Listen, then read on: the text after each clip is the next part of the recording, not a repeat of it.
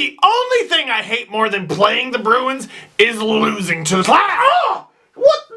Why did you do that? Sorry, dude, but you're earning a reputation, so it's okay to slap you. Wait, is that why you got me a Kadri jersey? Showtime!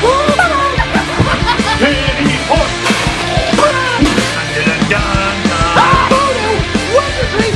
Whoopsie daisy, this team is ruining my life! Leafs lose 3-1 to the Boston Bruins. And on a day known for a lot of sugar, prepare for some salt. First period, Brooks Laich to Colin Greening, he puts it on, and Ben Smith tips it past Tuukka Rask, 1-0 Leafs. Another good shift, another good goal from the misfit line. Here's why I call them the misfit line, and here's why I appreciate them so much. Brooks Laich was with the Capitals through thick and thin for his entire career, and he got traded to the Leafs, and not just any Leafs, this year's Leafs. Colin Greening, even though he's been pretty good with the Leafs so far, was mostly a salary dump in the Dion Phaneuf trade, even though the Leafs have him next year. And Ben Smith, who was acquired exactly a month ago in the in a trade, his contract expires on July 1st. You guys ever play Halo Reach? It wasn't the most popular of the Halo franchise. In fact, a lot of people hated it. I loved it. Spoilers coming if you still want to play the game that's like several years old for some reason. This line reminds me of Halo Reach. You're a Spartan meant to fight off the Covenant on the planet of Reach. You're fighting through seas of them, and their numbers are plentiful and growing, and there's no end in sight. How are you gonna escape? You don't.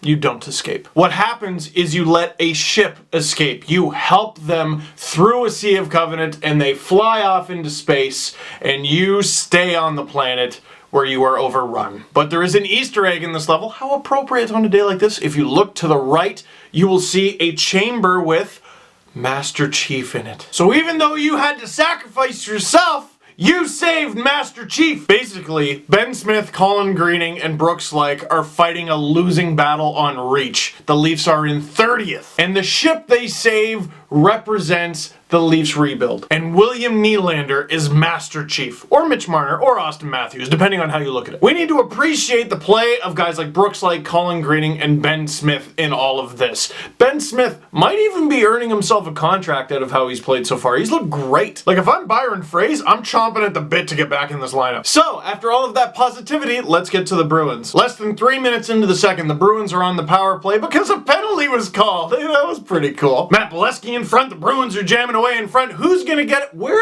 the hell did Patrice Bergeron come from? Like, one of the best centers in the league, just predator, just undetected, and he puts it in, snapping a 9-game goalless streak because, of course, Leafs, and it's tied. And then Zdeno Chara scores to snap a 20-game goalless streak because, of course, Leafs, with a big booming shot from the point because he's a big booming defenseman who plays at the point?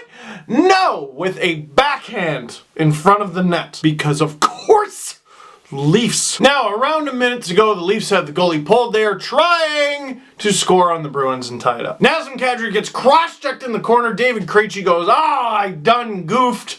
And no, you didn't. Play keeps going. Because guys, hey, did you know this?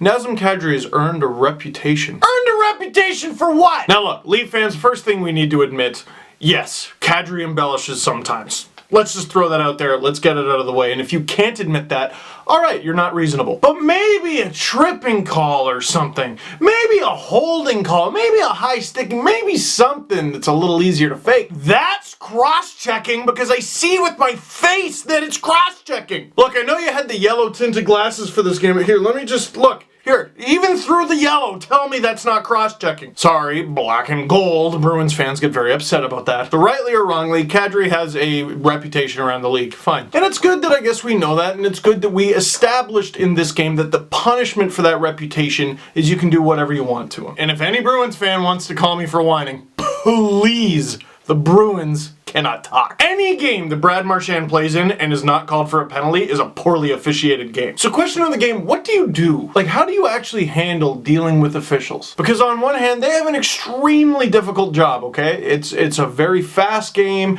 They gotta be calling the right offsides. They gotta be calling the right penalties. And it's even harder because there are guys embellishing and diving out there. Now, with that being said, a lot of their calls just have to do with their mood. So what do you do when the ref is in a certain mood other than just take it? Like, if a ref decides, screw this player, I'm not calling anything that happens to this player, which has happened, let's just be honest. what do you do? You can't do anything, can you? And what I thought was great was after the game, Kadri was asked about it and the call and the refs and all that. And Kadri responded, I don't know, you'd have to ask them. Naz, a ref talking to the media and being accountable? You are just cuter than the Easter Bunny. What do other than deal with a ref's bad mood? You know what? Let's end on a positive note. I went and saw the Marlies play St. John's Ice Caps at the ACC. That was sick. It started off poorly because I went to Ricoh Coliseum, and I don't know if you were paying attention, but the game wasn't there! So after taking an Uber over to the Air Canada Centre, it was a great game. Josh Levo scored a couple goals, including one where he burnt John Scott around the net. By the way, John Scott was playing on the Ice Caps, and he was on D. And of course, the Dangle Navy was out in full force. We actually got security to get kind of mad at us because we were taking up too much room. Someone even gave me a signed Rich Clune puck, which is not something I was expecting when I went to the building that day, so thank you. So that's it for this one. Thank you very much for watching. Click like if you like this video, click subscribe if you really liked it, tell all your friends, and if it's not too much to ask, I hope the next time I make an LFR video, the main story is the 2 hockey teams involved in the game.